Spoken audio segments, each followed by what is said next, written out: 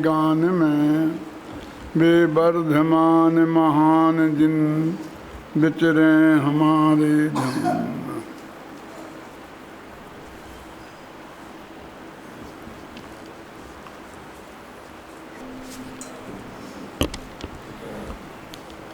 एक 120वीं गाथा अपन को शुरू करनी है। एक देखो, मैं 15 मिनट में इस गाथा को निपटाऊंगा, फिर इस गाथा पर मैं दोबारा व्याख्यान नहीं करूंगा, ज़्यादा है भी नहीं ऐसी बात। देखो, तम्मादुनथि कोई सहावे समय बठ दोति संसारे, संसारो पुण्य क्रिया संसर मानस सदा बस, स्वभाव से ही अवस्थित संसार में कोई नहीं, संसरण करते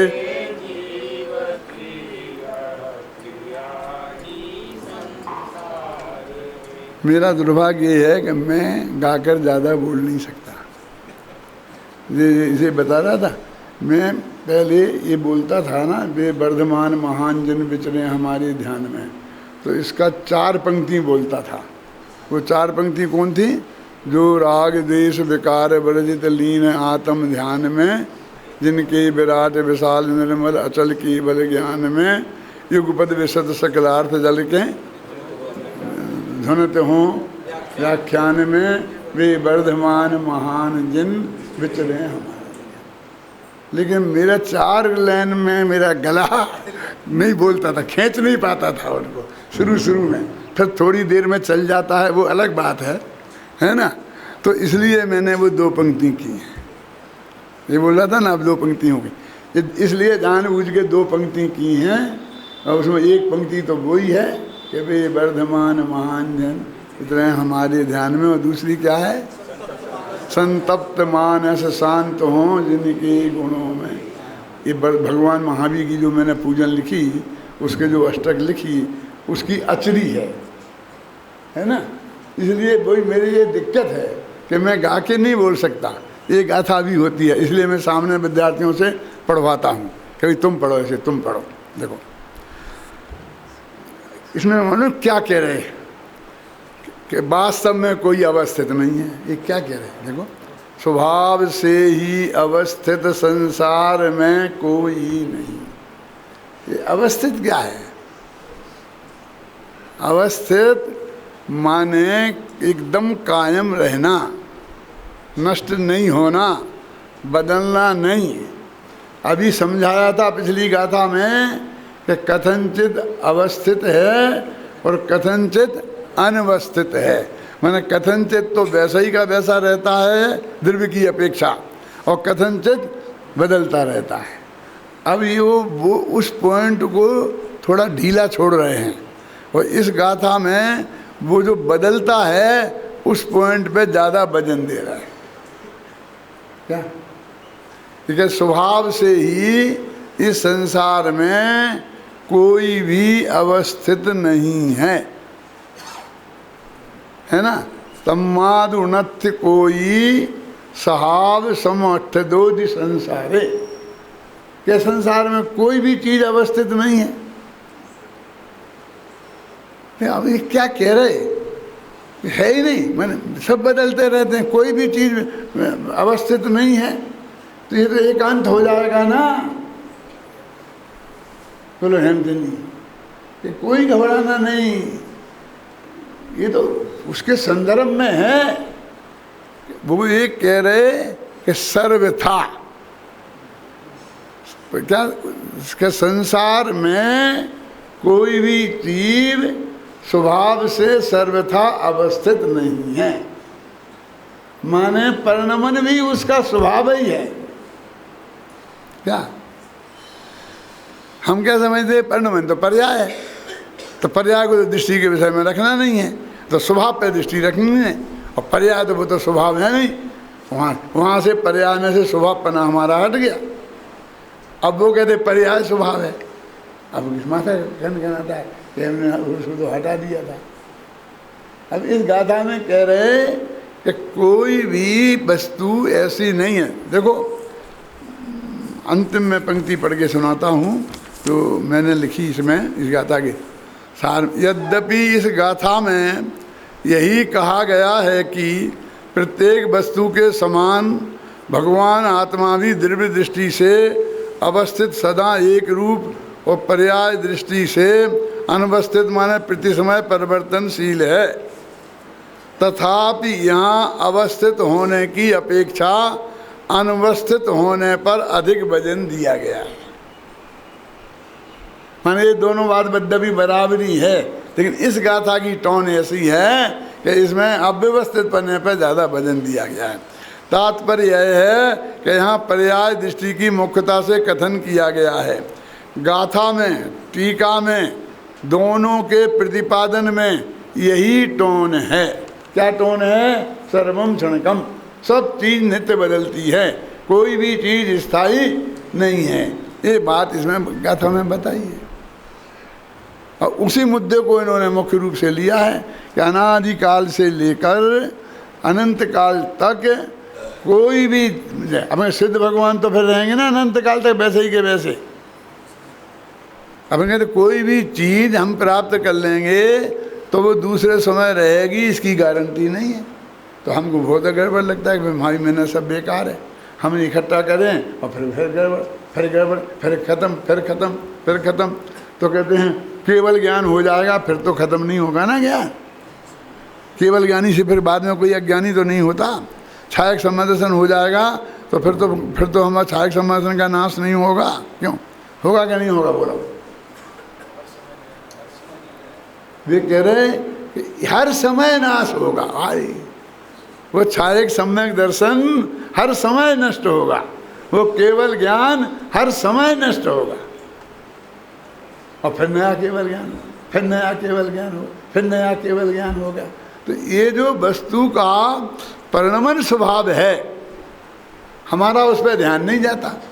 अब वो क्या कहना चाहते हैं कि हमको तो जैसे हमने ये किया तो ऐसा हुआ, नहीं किया तो ऐसा किया, मैंने बोला तो बोलने में आया, नहीं तो नहीं आता। हमको उन्हीं बहुत कम बातें हैं जो हमको ऐसा लगता है, और उससे अनंत परिणमन ऐसे हैं कि जो तेरे ज्ञान का ज्ञेय ही नहीं बनते और निरंतर हो रहे हैं। जो कैसे बोलो, आत्मा में अनंत गुण है कि नहीं, और प्रति गुण में प्रति समय परिवर्तन हो रहा है कि नहीं है? हो रहा। अब आपको क्या पता लगता है और आपने उनके लिए क्या कोशिश की? सम्यदर्शन, मैं तो सम्यदर्शन प्राप्त करके जाऊँगा जैसा भी हो। मैं एक दफ़ा सम्यदर्शन हो जाए फिर मेरा सब काम हो जाए। फिर तुझे सम्यदर्शन करना है, हाँ कि सम्यदर्शन नहीं करना है, फिर और तो कुछ नहीं चाहिए, नहीं और कुछ नहीं करना, मुझे तो संतोष है, और मुझे कुछ नहीं चाहिए। वो समझता रुपया पैसा की बात कर रहे हैं, बाल बच्चों की। फिर सम्यक ज्ञान चाहिए कि नहीं है? तो और क्यों नहीं चाहिए? क्यों कहता है कि सम्यक चारित्र चाहिए कि नहीं? आत्मा का ध्यान की निरंतरता चाहिए कि नहीं है? अनंत काल तक मैं इसी तरह से आत्मा में स्थित रहूं, ये तेरे को चाहिए कि नहीं? मेरे कहने का मतलब ये है कि वो इसमें निषेध तो उसका किया था कि स्त्री पुत्र मकान जायदाद रुपया पैसा इनमें से तेरे को कुछ नहीं चाहिए, इनकी मेरी को चाहे की इच्छा खत्म हो गई। क्योंकि मेरा सम्यक दर्शन हो गया। कि सम्यक दर्शन जिनको हो जाता है, छायक भी, उनको ये नहीं चाहिए, तुझे नहीं चाहिए होगा, ये अलग बात है, लेकिन किसी को नहीं चाहिए ये बात कहाँ से ली? भरत चक्रवर्ती छायक सम्यक दृष्टि था ना, और उसे चाहिए था ना, अगले चाहिए नहीं था।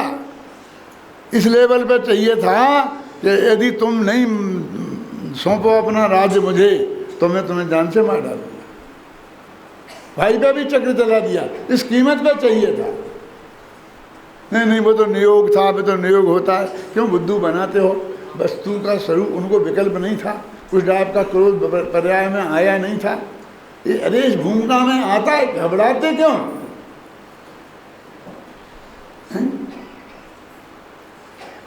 क्यों?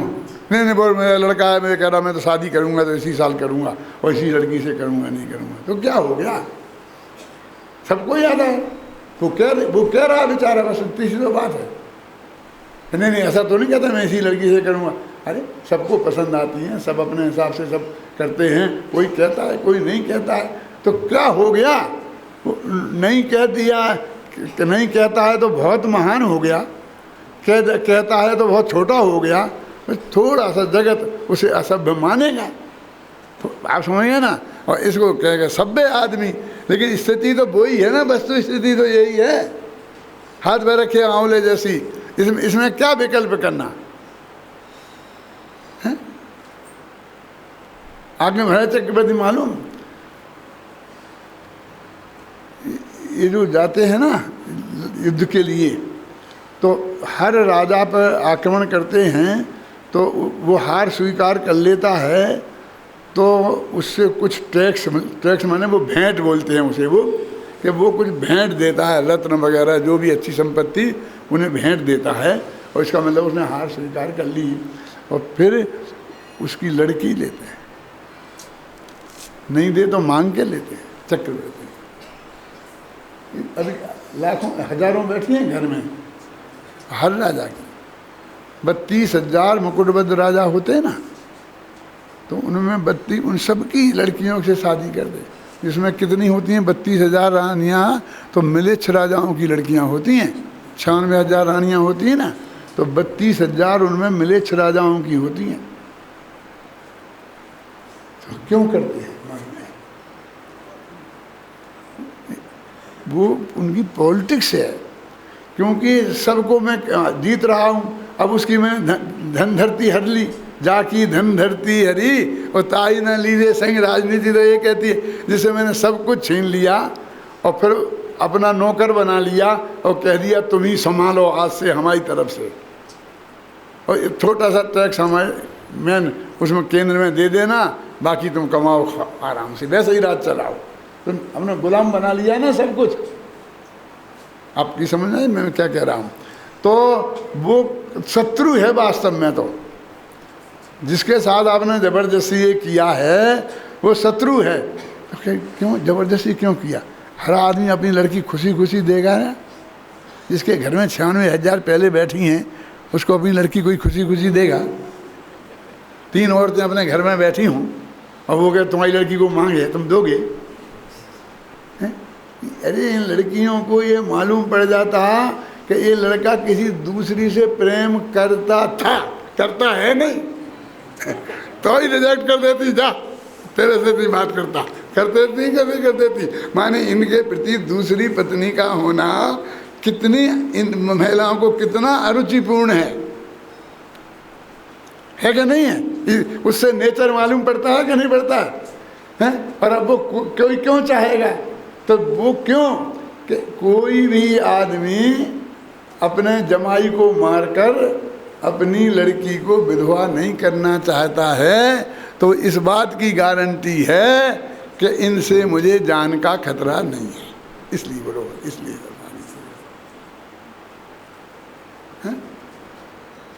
अब चौथे गुणस्थान में जो होता है तो मुझे कुछ नहीं चाहिए, कुछ नहीं चाहिए। अरे कितना ही कुछ नहीं चाहिए कहा हो तो ज्ञानी तो जानते हैं कि इस भूमिका में क्या स्थिति होती है। तो उसका वर्णन करते हैं तो आप बहुत बैरागी लगते हो खुद को कि मुझे कुछ नहीं चाहिए, मुझे कुछ नहीं चाहिए, और वे उस बात का वर्णन करते हैं तो ये लगते हैं कि ये तो रागी है, ये तो ये कह रहे हैं खूब करो। ऐसा कहाँ कह रहे? हम तो वस्तु की स्थिति क्या होती है, चौथे गुणस्थान में अनंतानुबंधी कसाय जाती है तो भी उसमें इतना राग रह सकता है। वो सब राग अप्रत्याख्याना वर्ण का राग है, प्रत्याख्याना वर्ण का राग है। वो चीज़ें तो तब छूटेंगी जब वो प्रत्याख्याना वर्ण कसाय और प्रत्याख्याना वर्ण कसाय छूटेंगी, है ना। देखो आचार्य अमृतचंद की टीका पढ़ता हूँ, बहुत छोटी सी है, 4-6 लाइन की है, संस्कृत में तो 3 ही लाइनें होंगी। वस्तुतः जीव द्रव्यपने से अवस्थित होने पर भी पर्यायों से अनवस्थित है। इससे प्रतीत होता है कि संसार में कोई भी स्वभाव से अवस्थित नहीं है। देखो मूल गाथा में सिर्फ इतना लिखा है कि संसार में स्वभाव से कोई अवस्थित नहीं है, जबकि वो अवस्थित है। नीचे टीका में वो अर्थ खोल रहे तात्पर्य यह है कि किसी भी द्रव्य का स्वभाव अकेला एक रूप रहने का ही नहीं है।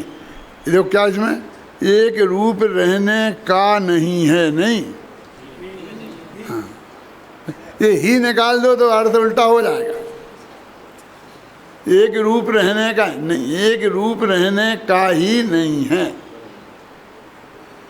हैं? वो कहते आप आओगे तो आपको हमारी दुकान पे ये माल मिलेगा, है ना।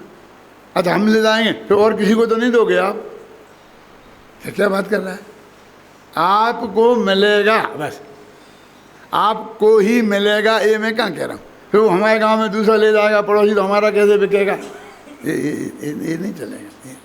आप समझ गए ना, आपको ही मिलेगा। अब ये एजेंसी में क्या देते हैं वो लोग, लाखों रुपया लेते ना आपसे, अब करोड़ों लेते होंगे आप बड़े बड़े लोगों से, हैं देने के, बस ये ही तो देते हैं और क्या देते हैं, ये माल आप ही बेचोगे और कोई दूसरा नहीं बेचेगा। क्यों, और फिर आप भी बेचोगे और सारी दुनिया बेचेगी, तो एक पैसा नहीं है, क्या नहीं है। तो वो ये कहते हैं कि भले ही मूल गाथा में ऐसा लिखा है, लेकिन हम ये कह रहे हैं कि इसका अर्थ ये है कि अकेला अवस्थित ही नहीं है। ऐसे बहुत आते हैं, राजवार्तिक में तो बड़ी बहस की है इस बात पे कि तुमने ऐसा कह दिया, ऐसा अर्थ कैसे कर दिया। जैसे एक आता है पीत पद्म शुक्ल द्वित्री शेषु, है क्या अर्थ है इसका, तत्वासूत्र की है, आपने राम जी भाई का तत्वासूत्र पढ़ा है सब लोगों ने, इस सूत्र का क्या अर्थ है। हाँ स्वर्ग तो है, पीत पद्म शुक्ल द्वित्री शेष, द्वि माने दो युगल, दो युगल माने चार स्वर्ग, चार स्वर्ग में पीत लेस्या होती है, पीत पद्म, और उसके बाद तीन युगल में माने उसके बाद छह युगलों में, छह स्वर्गों में माने पाँचवा छठवां सातवां आठवां नौवां दसवां, इनमें पद्म लेस्या होती है। और शेषेषु बाकी के बचे चार बजे छः बजे जो, उनमें पद्म शुक्ल लेस्या होती है, ये उसका अर्थ है। अब राजवार्तिक में सर्वासिद्धि में अर्थ किया कि शुरू पहले दूसरे में पीत लेस्या, दूसरे तीसरे चौथे में पीत पद्म, ऐसे मिला करके ऐसा अर्थ किया। तो उन्होंने कहा कि तुम तो अर्थ गलत कर रहे, उसमें तो सूत्र जी में तो ऐसा क्लियर ऐसा लिखा, तुम बीच में ऐसा क्यों जोड़ रहे। तो उन्होंने कहा अन्य शास्त्रों में ऐसा लिखा, सुनो अन्य शास्त्रों में ऐसा लिखा, तो तुम तत्वासूत्र की टीका कर रहे हो कि अन्य शास्त्रों की कर रहे क्या, कि भैया हम अनुवाद नहीं कर रहे, हम टीका कर रहे हैं, उसमें जहाँ जैसा लिखा हो उसको स्पष्ट करना हमारी ड्यूटी है। तो फिर किसको सच्ची माने, वो सूत्र जी में लिखी है वो सच्ची माने कि तुम बता रहे, तो कि हम बता रहे, क्या कह रहे तुम बता रहे वो सच्ची माने कि हाँ, क्यों। फिर इसका जवाब दिया सामान्य शास्त्र तो नूनम विशेषो बलवान भवेत निर्विशेषो ही सामान्यम भवेत खर विषाणवत। इसी पे तो झगड़ा हुआ था सोनगढ़ में, जब मुझे चांस मिला पूज्य गुरुदेव श्री की उपस्थिति में राम जी भाई की क्लास चलाने का, तो मैं ये पढ़ा रहा था, गुरुदेव श्री भी विराजे थे, तो उसमें मैंने ये बात आई क्या, तो बहुत हल्ला गुल्ला हो गया, ये ऐसा कहते हैं, ये ऐसा कहते हैं, ये ऐसा कहते हैं, ऐसा कहते हैं। तो मैं तो क्यों तुम्हारी समझ में नहीं आया हो कुछ, पाँच मिनट लगेंगे, है समझाऊँ। देखो सामान्य शास्त्र तो नूनम विशेषो बलवान भवेत, इसका क्या अर्थ है कि किसी चीज़ को सामान्य तरीके से बताओ तो अपन ने ऐसी कह दी कि बस ठीक है आएंगे, फिर विशेष तरीके से हम इतने बजे इस गाड़ी से इस तरह से आपके यहाँ पहुँचेंगे, ये विशेष कथन हो गया। और एक हाँ आएंगे, ये सामान्य कथन हो गया। तो इसमें बलवान कौन है, सामान्य से विशेष बलवान है ना, क्योंकि वो डिटेल बताता है। तो उसमें लिखा सामान्य शास्त्र तो नूनम विशेष वो बलवान भवेत। अब सामान्य बोलते हैं त्रिकाली ध्रुव को और विशेष बोलते हैं पर्याय को। अब इनने तो यही रटा था, तो क्या देखो, ये कह रहे कि सामान्य से त्रिकाली ध्रुव से विशेष माने पर्याय बलवान है। डॉक्टर साहब ऐसा कहते, डॉक्टर साहब ऐसा कहते, और गुरुदेव को गिरा गिरा के बड़ा बताया। अब गुरुदेव के मैं भी बैठा था भाई, मैं भी बैठा था, लेकिन मैं ध्यान तो मुझे तो नहीं आया। फिर मुझे बुलाया गुरुदेव ने कि ये क्या बात है। फिर मैंने बताया कि मोक्ष मार्ग प्रकाशक में कोट किया है, और ये शास्त्र प्रमेयमाला में है, उसमें है कि सामान्य कथन से विशेष कथन बलवान होता है। और आगे की पंक्ति में तो और गजब है, निर्विशेषो ही सामान्यम भवेत खर विषाणवत। जिस सामान्य में विशेष नहीं हो वो सामान्य गधे के सींग के समान होता है। क्या कह रहे हैं मालूम आपको, कि जिस द्रव्य में पर्याय नहीं हो वो द्रव्य जैसे गधे का सींग लोक में नहीं है, वो द्रव्य भी है ही नहीं लोक में। बोलो, ये अर्थ है। आपकी समझ में आया कुछ के नहीं? क्या करें अभी, अब किसको बताएं? ये हमारे 5 जो विद्यार्थी हैं इनको सबको आएगा। ये पीयूष को खड़ा करो, ये बताएगा, इसको खड़ा करो, संजय को खड़ा करो। बैठे हैं 5-7 विद्यार्थी मेरे। मैं जब ज़्यादा को जानता नहीं हूँ, पहचानता नहीं हूँ, 2-4 को पहचानता हूँ ज़्यादा, लेकिन सब बताएंगे। ये तो पढ़े हैं उसमें, क्या समझे? निर्विशेषो ही सामान्यम भवेत खर विषाणवत। विशेषों के बिना का सामान्य गधे के सींग के समान होता है, माने बिना पर्याय का द्रव्य कभी होता ही नहीं। तो फिर वो दृष्टि के विषय में क्या है? अरे उसे तो पर्याय को गौण करना है। गौण करना है माने दृष्टि से ओझल करना है, हैं? आप समझे ना? उसको मुख्य नहीं रखना है, सिर्फ इतनी सी बात है कि गौण, गुरुदेव बोलेंगे गौण करने के अर्थ में है, गौण करने के अर्थ में है। ये बात जो कही है, निषेध किया है, वो गौण करने के अर्थ में है। लोक में कोई भी वस्तु अवस्थित नहीं है, ये गाथा में लिखा। तम्मादु नत्तु कोई स्वभाव समय बट्ठदोति संसारे। इस संसार में कोई भी वस्तु स्वभाव से अनवस्थित नहीं है, माने सब अवस्थित नहीं है। बोलो, हैं? संसारोपूर्ण क्रिया, क्योंकि संसार मानस दब्बस है। द्रव्य के परिणमन को ही संसार कहते। अरे क्या कह रहे? अपन तो राग द्रव्य का जो परिणमन हो रहा, संसरण माने घूमना, चलना, एकदम लगातार चलते रहना। जैसे मैंने कल कहा था ना कि बहते पानी का नाम नदी है, पानी का नाम नदी नहीं है।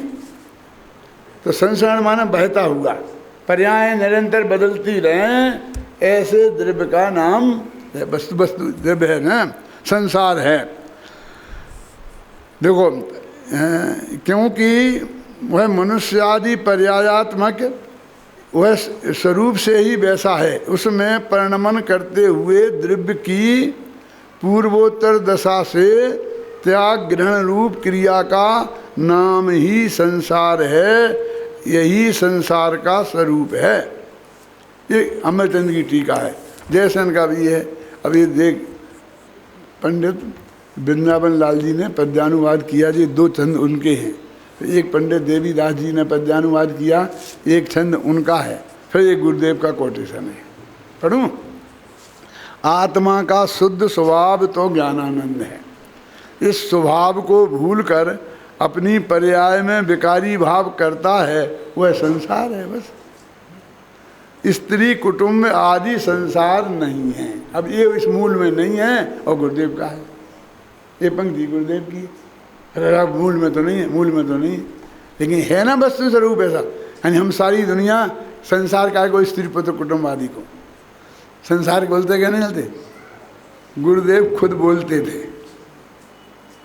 मैंने एक दफे कहा था उनसे, जब हम संसार में थे ना तब ऐसा करते थे। तो मैंने कहा अभी मोक्ष में हो क्या? मैं अभी क्या हो, आप अभी कहाँ हो? इसमें लिखा है पढ़ना कि 14वें गुणस्थान तक संसार है। इसी गाथा मैंने पढ़ा इसको पूरा घर पे। अब इधर मैं पूरा पढ़ूंगा तो अब बहुत समय लगेगा। समझे? इसमें लिखा है कि 14वें गुणस्थान तक संसार है। बोलो, अरहंत और 14वें गुण स्थान तक के जो हैं अरहंत हैं वे सब संसारी जीव हैं। हमको संसारी जीव का मतलब ये दिखते हैं, क्योंकि वो संसरण कर रहे हैं। संसरण करते हुए जीव को संसार कहते हैं। तो ये कह रहे हैं कि यहाँ पर वो उसके परिवर्तनशीलता को पे ही वजन दिया है। इस गाथा में जो है वो परिवर्तनशीलता, उसको ही वस्तु का स्वरूप बताया है और अवस्थित पने को इतना गौण किया है कि आप हमको निषेध जैसा लगता है। तो गाथा में तो निषेध ही है, फिर वो टीका में उनने ये बात बताई है। अब टीका को तुमने क्यों बताई? तुम गलती करेंगे? नहीं, हम टीकाकार हैं। क्यों साहब? हमने लिखी ना समयसार की टीका, तो आप टीका क्यों कहते हो? इसे अनुवाद कहो ना। किसका अनुवाद है? टीका है ना। उसमें बहुत सी बातें हमने ऐसी लिखी ना जो यहाँ में नहीं है, वहाँ नहीं है, यहाँ से वहाँ से सब बताई है। कोई बात सिद्ध की है, उसका स्पष्टीकरण किया है, खोला। अनुवाद में ये नहीं होता है। अनुवाद में तो मक्खी की मक्खी मार दो, जैसा उसने लिखा है। हमने ऐसा नहीं किया है। तो आपने उसको देखा नहीं? अरे 100 दफ़े देखा है। देखना और देख कर लिखना, इन दोनों में बहुत फर्क है। एक तो ऐसी किताब सामने रख ली और एक अक्षर लेन देख देख करके और यहाँ लिख दिया, और एक हमने शांति से 1 घंटे तक खूब पढ़ा, अच्छी तरह से देखा और फिर किताब रख दी और फिर लिख दिया। तो ऐसा तो हम परीक्षा में भी करते ना। परीक्षा में वो किताबें जिसकी हम परीक्षा दे रहे हैं, 1 मिनट तक जब तक कॉपी हमें नहीं मिली है, पेपर नहीं मिला है, पूरा देखते हैं। कितने दिन देखते हैं? साल भर तक गुरुजी से पूछते हैं, गुरुजी समझाते हैं। पर इतनी सी बात है कि जब तुम पेपर में लिखो तब उस वक्त नहीं देखो। इतनी सी बात है ना। देखा हमने सब है, फिर हमने लिखा अपना है, इसलिए हमारी ये ठीक है। ऐसा आँख मीच के नहीं लिख दिया है, ऐसी नकल नहीं मार दी है। जहाँ हमको अब अर्थ तो वैसा ही है, तो उसका अर्थ जो जिसका होगा वो वैसा ही होगा ना। जिस सूत्र का जो अर्थ है तो वही होगा ना। अर्पिता नर्पित सिद्धे, इस सूत्र का अर्थ है। राम जी भाई जैसा लिखेंगे मैं उससे उल्टा लिखूंगा, और नहीं तो मैं वो नकलची हो जाऊंगा। आप समझिए ना। मैं वो गंभीरता से मैं अपने तरीके से स्पष्ट करूंगा, आपकी समझ में आ जाएगी। मान लो आपने राम जी भाई की टीका पढ़ी और आपकी समझ में आ गई और मेरी से समझ में नहीं आई, तो आप उसको अच्छा समझेंगे। और यदि उनकी पढ़ी और समझ में नहीं आई और मेरी पढ़ने से समझ में आ गई, तो आपको इसके लाभ होंगे। जिसको जिससे लाभ लेना है लेने दो ना, इसमें क्या तकलीफ है ना। आप किसी दुकान मना कर सकते हो कि आप चश्मा कोई नहीं बेचेगा, बस अकेले मोटा नहीं बेचेंगे, ऐसा नहीं होता। ऐसा सारा जैसे बाजार खुला हुआ है, ऐसा जनवाणी भी खुली हुई है। प्रत्येक व्यक्ति खूब गहराई से अध्ययन करे, पढ़े, लिखे, बोले, जो भी संभव उससे है वो करे। ख्याल में आई ना। जनवाणी की सेवा जैसे संभव हो वैसे करे।